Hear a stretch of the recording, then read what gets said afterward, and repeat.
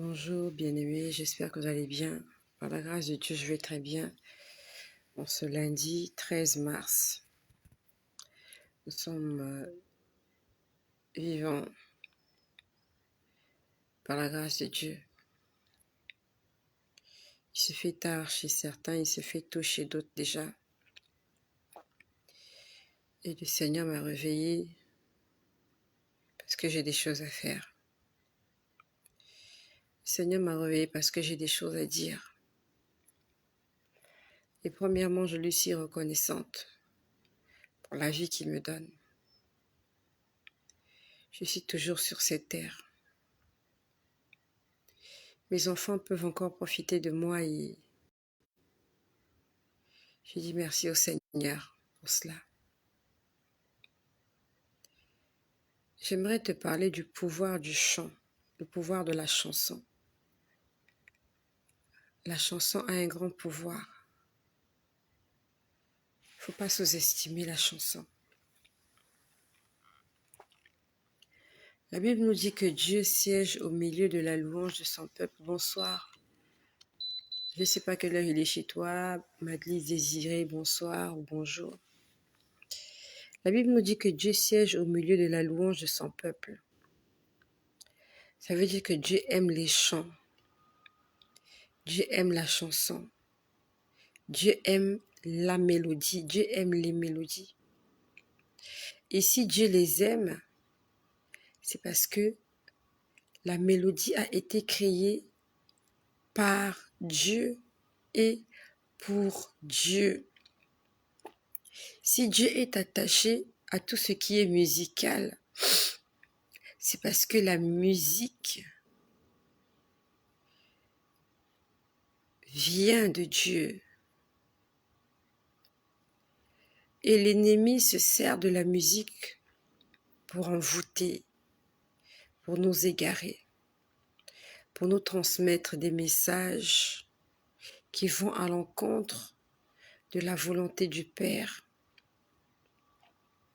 Je ne sais pas vous dire le nombre de fois que j'entends des mélodies dans mes oreilles toute la journée. Hier, avant de dormir, j'ai entendu des gens chanter.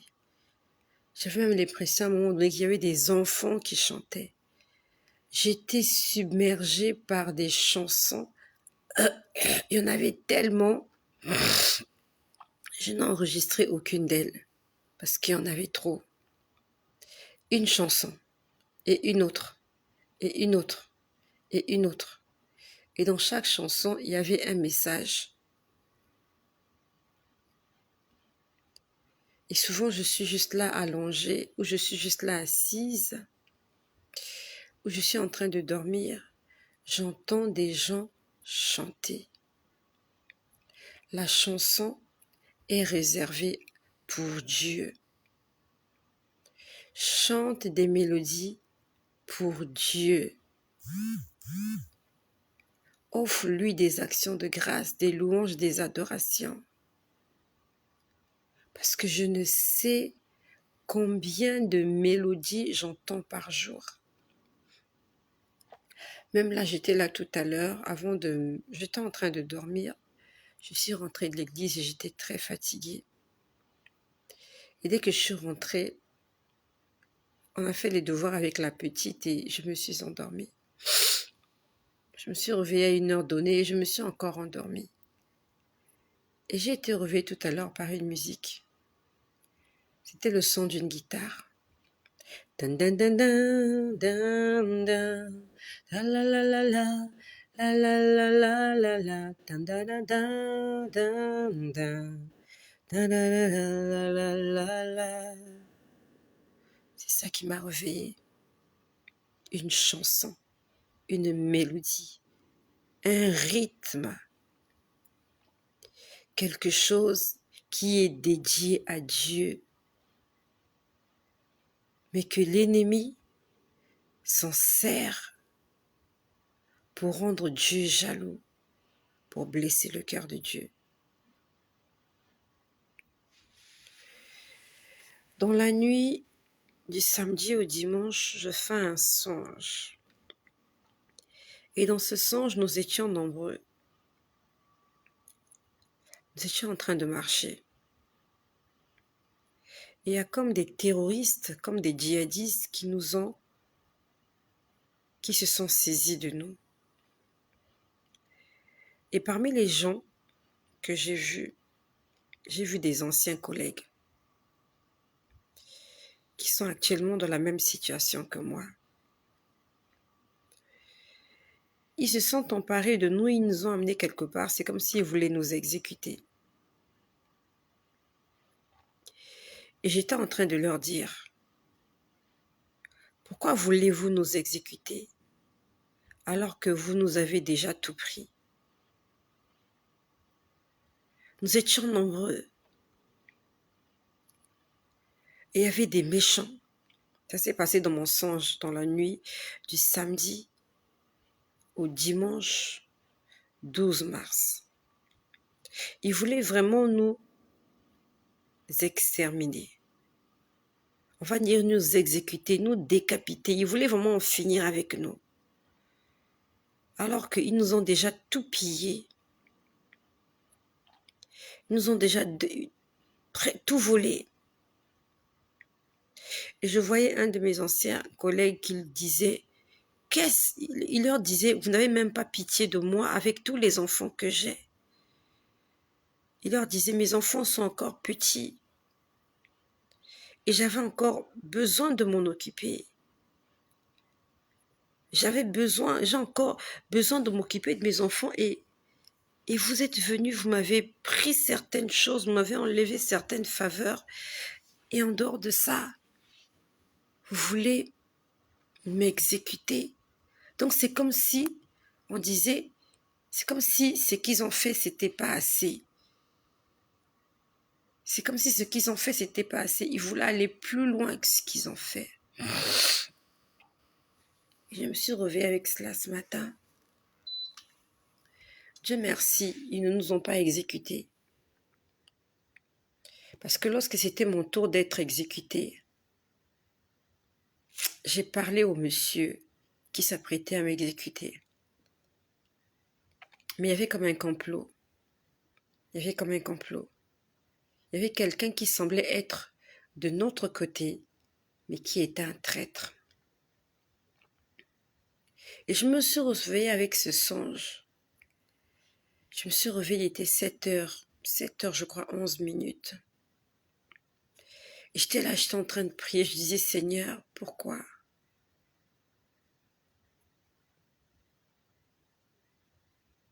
Je disais au Seigneur, pourquoi? Pourquoi, Seigneur? Qu'est-ce que je leur ai fait? Qu'est-ce que j'ai fait à quelqu'un? Je me réveille tous les matins, je m'occupe de mes affaires. Je lis ma Bible, je chante mes chansons, je m'occupe de mes maisons, je m'occupe de mes enfants. Je parle de Jésus sur les réseaux sociaux, je ne vais pas chez des gens. Je ne demande rien à personne, si ce n'est à Dieu de continuer à veiller sur moi. Qu'est-ce que j'ai fait? Je n'ai rien fait. J'essaie d'être juste et honnête. Mais il y a des gens qui en veulent à ma vie. Ma tête est recherchée. Je ne sais pas pourquoi.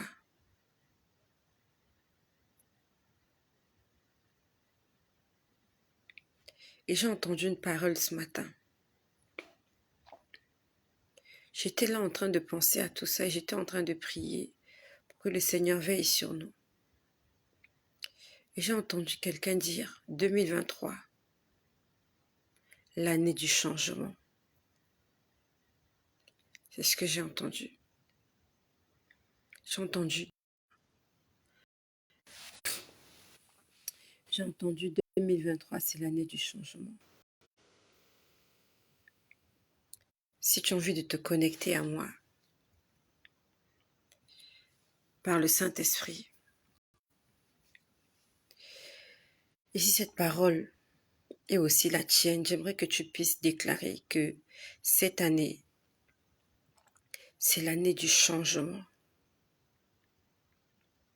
Dieu va changer ton histoire. Dieu va changer ta vie. Dieu va confondre tes ennemis.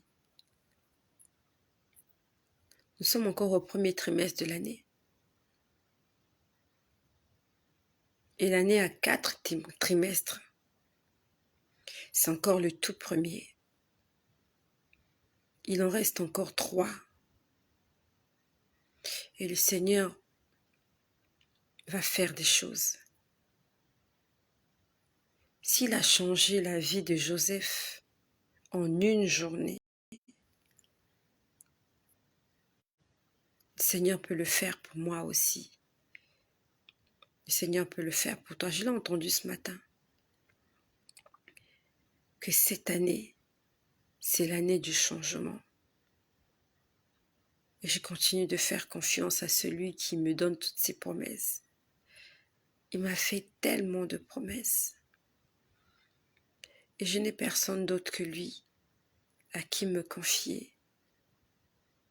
Je n'ai personne d'autre. Je suis entre ses mains, je suis à sa merci. S'il me laisse tomber, je vais mourir.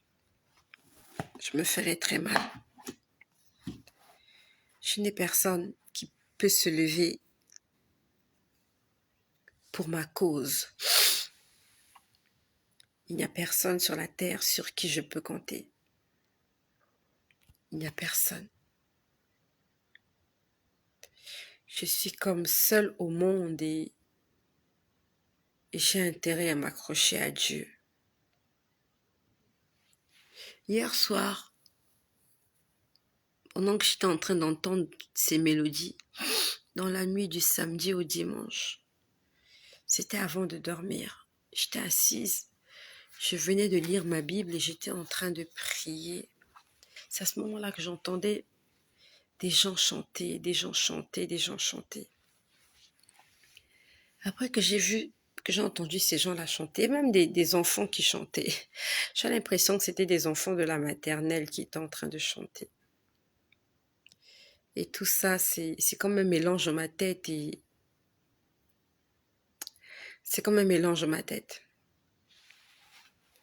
Sauf que quand j'entends toutes ces choses, je prends toujours le bon côté.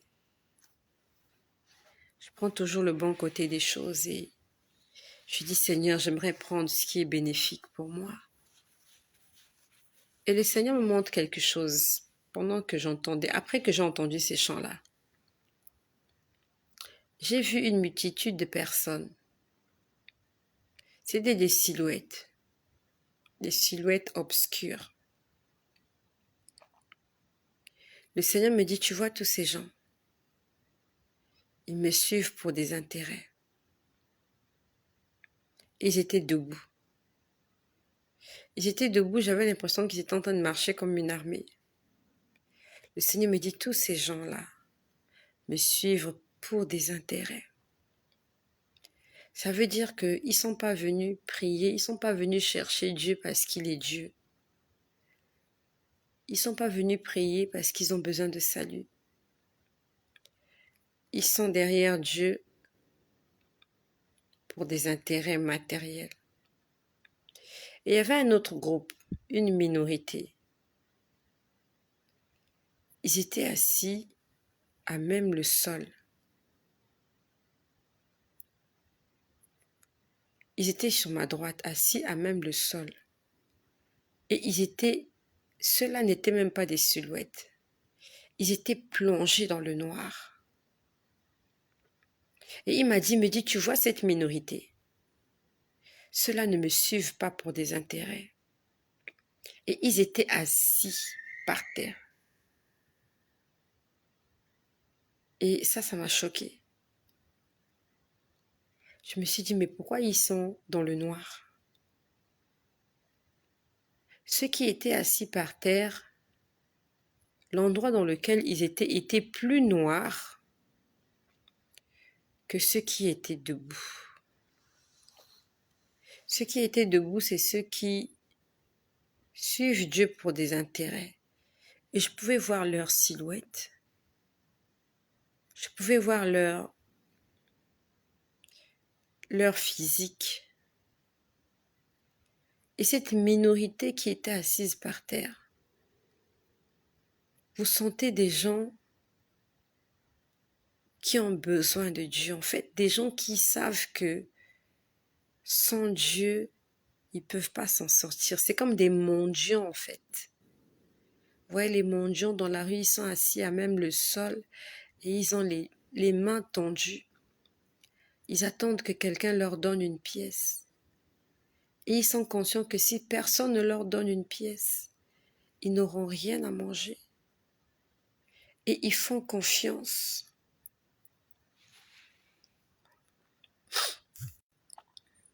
Et ils font confiance à toutes ces personnes qui passent et repassent devant elles, dans l'espoir de recevoir une pièce. Et c'était ces gens-là qui étaient assis par terre. Ils étaient dans le noir, à la limite vous ne les voyez pas. Et l'image du noir m'a choquée. Et pendant que je suis en train de parler, le Seigneur m'a donné la signification du noir en question.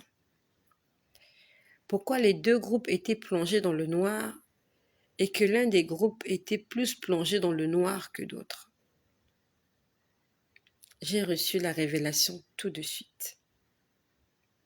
Et quand j'ai commencé cette vidéo, j'avais oublié ce petit détail. C'est pendant que je parlais qu'il m'a rappelé hier que, après avoir entendu les chansons, il m'a parlé de ces deux groupes de personnes.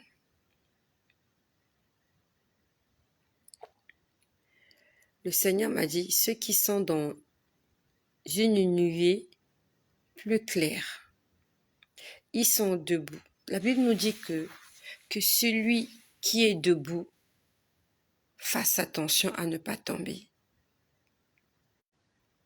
Ils sont debout. Ils étaient en train de marcher. Mais ils marchaient dans des ténèbres. Et on pouvait les distinguer. Sauf que Dieu m'a dit, ce groupe-là me suit pour des intérêts. Et l'autre groupe était assis par terre. La position assise, c'est la position de l'humilité. C'est la position de celui qui attend quelque chose et de celui qui est patient. Quand quelqu'un est patient, il s'assoit. Quand vous allez en banque, quand vous allez dans un bureau, dans un service, quand quelqu'un est pressé, il ne s'assoit pas. Il est debout. Il attend qu'on puisse régler son problème et qu'il continue son chemin.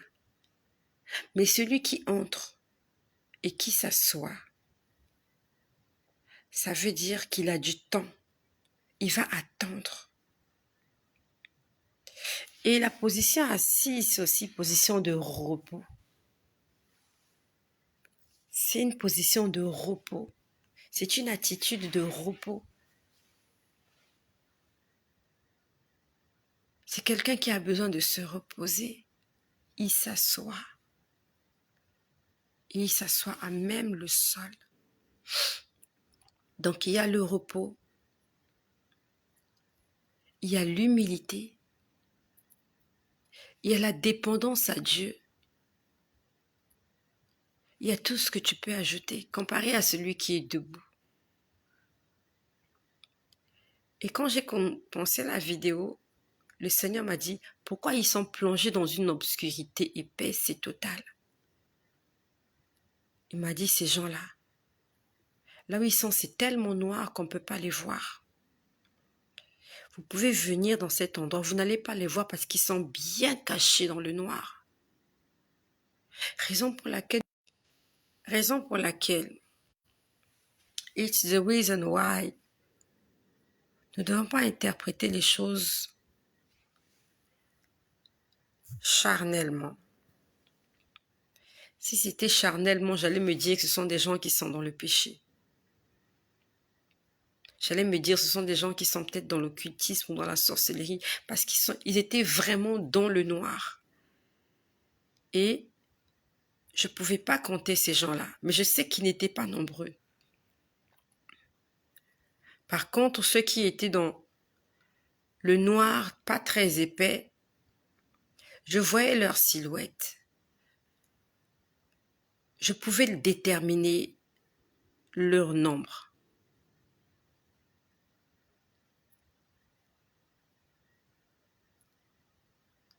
Mais ceux qui étaient dans le noir, vous les sentez, mais vous ne les voyez pas. Ça veut dire que si vous venez dans cet endroit, vous allez plus vite remarquer ceux qui sont debout. Parce ils sont plus visibles que ceux qui sont assis. Le Seigneur était en train de me dire là tout de suite, c'est comme si pour dire, ceux qui me font confiance totalement, ceux qui ne me suivent pas pour des intérêts, je les ai cachés. Ils sont quelque part, ils sont cachés. Et généralement, lorsqu'on tire, si c'est pendant la guerre, on tire jamais à terre. On tire toujours à bout portant, ou on tire en l'air. Mais généralement, on tire toujours à bout portant parce qu'on sait que s'il y a des hommes qui sont debout, ça va toucher la poitrine. Et au niveau de la poitrine, il y a des organes très sensibles comme le cœur, le poumon. Ça veut dire que s'il y a une guerre, quand on va tirer à bout portant, tous ceux qui sont debout vont mourir parce qu'ils sont debout. Et que les balles qui vont les traverser seront tirées au niveau de leur partie sensible, de leur partie vitale. Alors que ceux qui sont assis, vous allez tirer, ça va traverser au-dessus de leur tête. Parce qu'ils sont assis. C'est comme dans les films de guerre, quand on tire, un soldat ne reste pas debout. Il se courbe, il rampe. C'est un signe de protection. Le fait de ramper. Donc vous êtes invisible à l'ennemi et vous évitez les balles de l'ennemi. Vous devenez invisible devant l'ennemi parce que vous êtes à même le sol et vous rampez. C'est vrai, vous allez vous salir. Vous serez plus sale que celui qui est debout.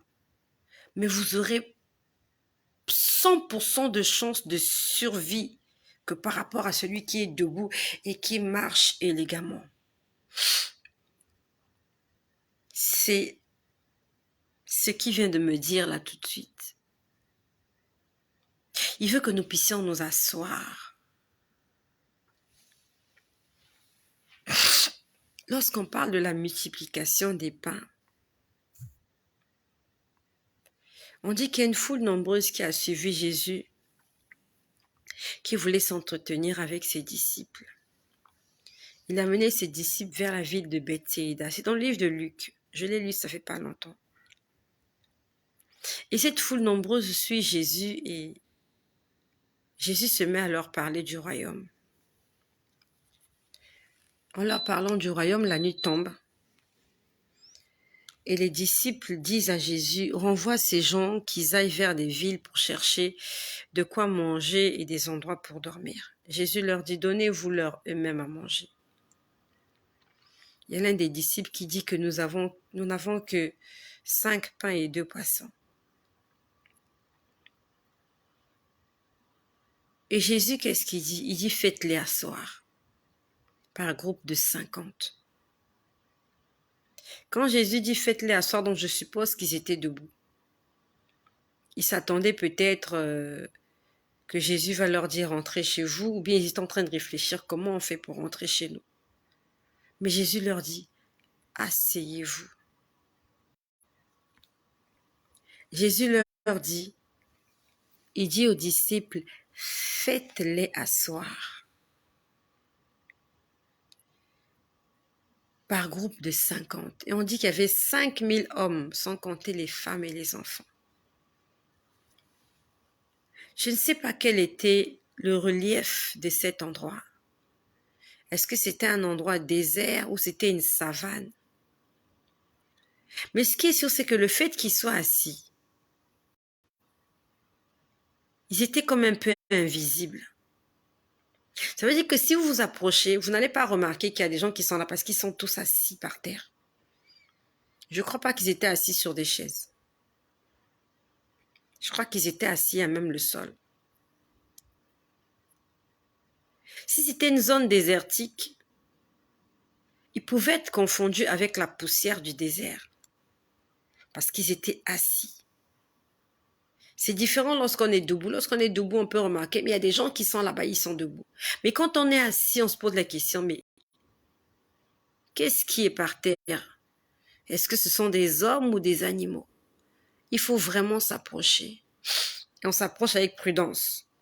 Parce que quand un homme est assis, il a la taille d'un animal. Ça peut être un fauve. Et si c'était dans la savane, je suppose qu'il y avait des herbes. Et le fait de s'asseoir dans des herbes, on est protégé par les herbes, on est étouffé par les herbes. On devient invisible. Donc si l'ennemi vient, il verra les hautes herbes, mais il ne verra pas les gens qui sont assis dans les herbes, parce que les herbes sont en train de les cacher. Le Seigneur nous enseignait quelque chose à ce sujet-ci. C'est vraiment pendant que je parle que tout ça me vient dans la tête. C'est quelque chose que j'ai pas préparé. C'est quelque chose que j'ai pas préparé.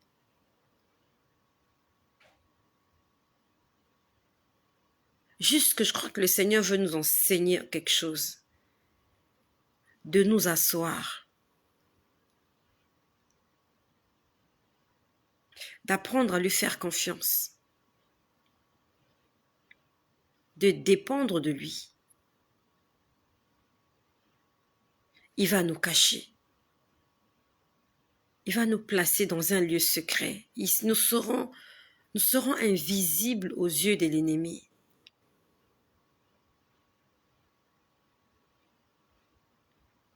Le Seigneur veut nous enseigner ce soir. Pourquoi tu sers le Seigneur? Pourquoi tu vas à l'église? Qu'est-ce que tu vas chercher à l'église? Réellement, ne me donne pas la réponse. Réponds-toi à toi-même. Quand tu vas à l'église, tu vas pourquoi? Est-ce que tu as besoin que Dieu ouvre les portes pour que tu sois béni, que tu sois un homme riche, une femme riche, un homme connu, une femme connue? Ou alors tu veux apprendre à écouter Dieu? Ou alors tu veux quelque chose, tu veux recevoir quelque chose de Dieu?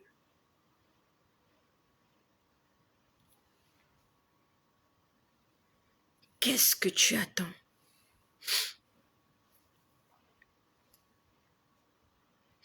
Hier ou avant-hier soir, j'ai vu écrit devant mes yeux 1821. 1821. Honnêtement, j'ai pas compris ce que ça signifiait 1821. Moi, je suis pas née en 1821. Je suis née dans les années 1960, après 70. J'ai vu écrit 1821. Et quand j'ai vu 1821, j'ai commencé à réfléchir. Ça s'est passé, je crois que c'était avant-hier. Avant-hier soir. Je l'ai vu comme ça. 1821.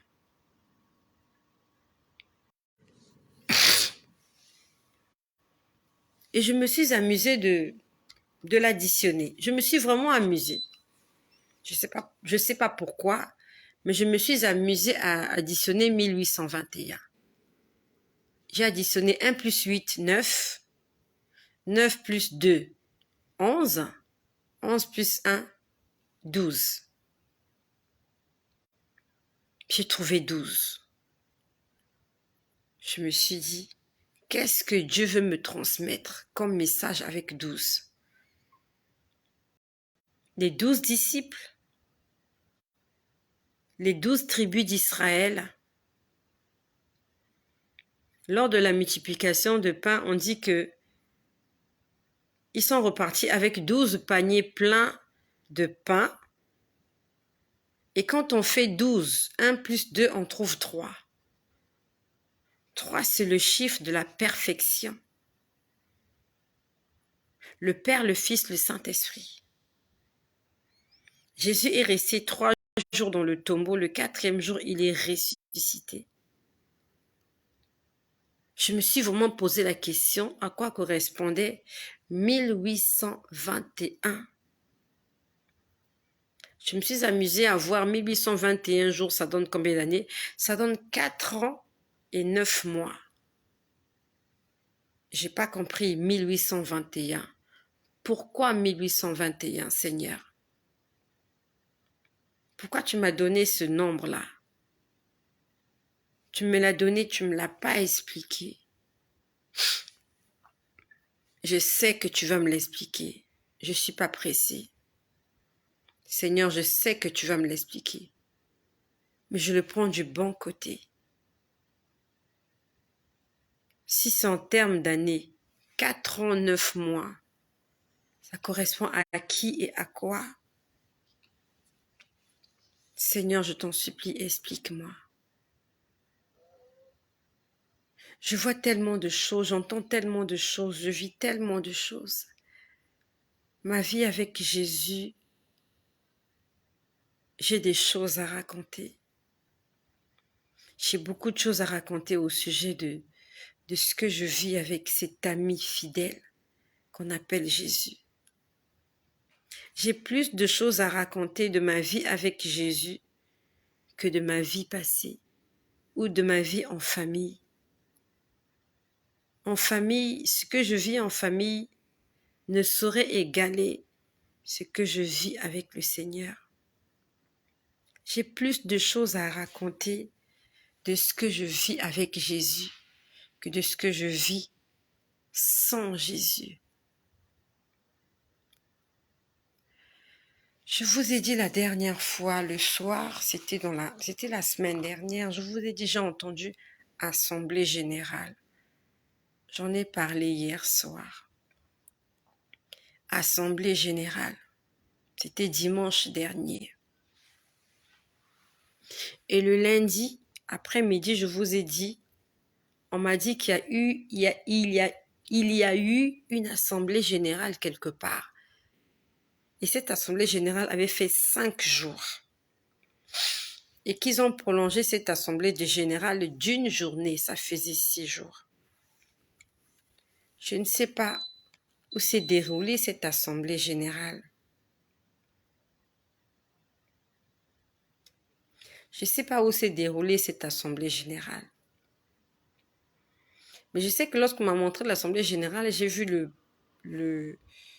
le président coréen qui a des cheveux blancs, il aime s'habiller en noir, le coréen là. Et j'ai entendu 2 noms. J'ai entendu 2 noms. Le premier nom que j'ai entendu, c'est Bombay ou Bombay ou Bombay ou Bombay, quelque chose comme ça. Je sais pas. Bombay ou Bomba ou Bombay, quelque chose comme ça. C'est le premier nom que j'ai entendu. Et j'ai entendu un deuxième nom. Si c'est pas Azariel, c'est Azaziel. Ce sont les 2 noms que j'ai entendus. Bomba ou Bombay et Azaziel ou Azariel, quelque chose comme ça. Bon, il y a bombe quelque chose. Bombe quelque chose comme ça. Et Azaziel ou Azariel ou je sais pas. Donc, je ne sais pas en quoi correspondent ces 2 noms. dans cette réunion, dans cette assemblée générale qui s'est tenue, je ne sais pas où. Mais j'ai vu le président de la Corée. Je ne sais vraiment pas. Est-ce que ce sont des noms de personnes, Bombay et Azaziel ou Azariel? Est-ce que ce sont des noms de villes? Est-ce que ce sont des noms de quartiers? Est-ce que ce sont des gens qui ont participé à la réunion ou bien ce sont des lieux? Je n'en sais rien. Mais je sais juste que Dieu a envie de nous transmettre un message.